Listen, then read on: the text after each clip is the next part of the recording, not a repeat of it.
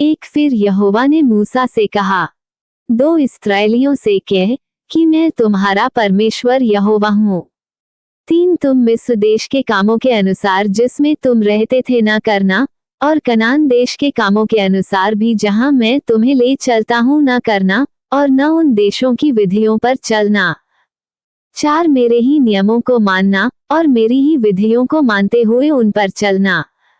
मैं तुम्हारा परमेश्वर यहोवा हूँ। 5 इसलिए तुम मेरे नियमों और मेरी विधियों को निरंतर मानना, जो मनुष्य उनको माने वो उनके कारण जीवित रहेगा। मैं यहोवा हूँ। 6 तुम में से कोई अपनी किसी निकट कुटुंबिन का तन उघाड़ने को उसके पास न जाए।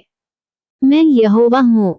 7 अपनी माता का तन जो तुम्हारे पिता का तन है न उघाड़ना, वो तो तुम्हारी माता है, इसलिए तुम उसका तन न उघाड़ना। 8 अपनी सौतेली माता का भी तन न उघाड़ना, वो तो तुम्हारे पिता ही का तन है। 9 अपनी बहन चाहे सगी हो चाहे सौतेली हो, चाहे वह घर में उत्पन्न हुई हो चाहे बाहर, उसका तन न उघाड़ना।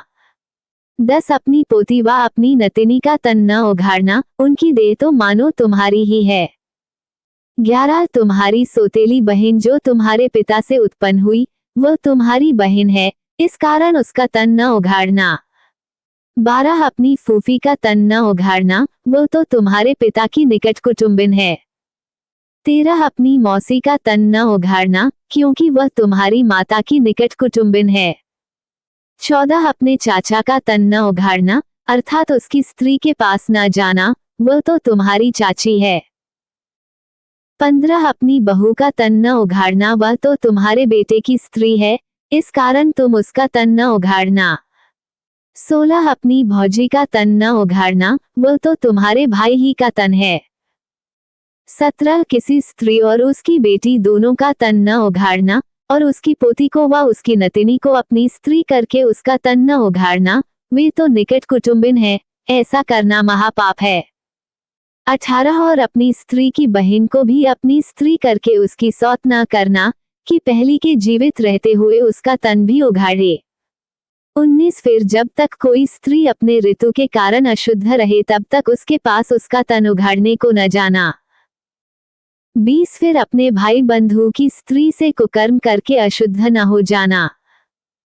21 और अपने संतान में से किसी को मोलेक के लिए होम करके न चढ़ाना, और न अपने परमेश्वर के नाम को अपवित्र ठहराना, मैं यहोवा हूँ। 22 स्त्रीगमन की रीति पुरुषगमन न करना, वह तो घिनौना काम है। 23 किसी जाति के पशु के साथ पशुगमन करके अशुद्ध न हो जाना, और न कोई स्त्री पशु के सामने इसलिए खड़ी हो कि उसके संग कुकर्म करे, ये तो उल्टी बात है। 24 ऐसा कोई भी काम करके अशुद्ध न हो जाना, क्योंकि जिन जातियों को मैं तुम्हारे आगे से निकालने पर हूँ वे ऐसे काम करके अशुद्ध हो गई है। 25 और उनका देश भी अशुद्ध हो गया है, इस कारण मैं उस पर उसके अधर्म का दंड देता हूँ, और वह देश अपने निवासियों उगल देता है। 26 इस कारण तुम लोग मेरी विधियों और नियमों को निरंतर मानना, और चाहे देशी चाहे तुम्हारे बीच रहने वाला परदेशी हो, तुम में से कोई भी ऐसा घिनौना काम ना करे। 27 क्योंकि ऐसे सब घिनौने कामों को उस देश के मनुष्य तो तुमसे पहले उसमें रहते थे वे करते आए हैं, इसी से वह देश अशुद्ध हो गया है। 28 अब ऐसा ना हो कि जिस रीति से जो जाति तुमसे पहले उस देश में रहती थी उसको उसने उगल दिया, उसी रीति जब तुम उसको अशुद्ध करो तो वह तुमको भी उगल दे। 29 जितने ऐसा कोई घिनौना काम करे वे सब प्राणी अपने लोगों में से नाश किए जाएं। 30 यह आज्ञा जो मैंने तुम्हारे मानने को दी है उसे तुम मानना, और जो घिनौनी रीतियां तुमसे पहले प्रचलित हैं उनमें से किसी पर न चलना और न उनके कारण अशुद्ध हो जाना। मैं तुम्हारा परमेश्वर यहोवा हूँ।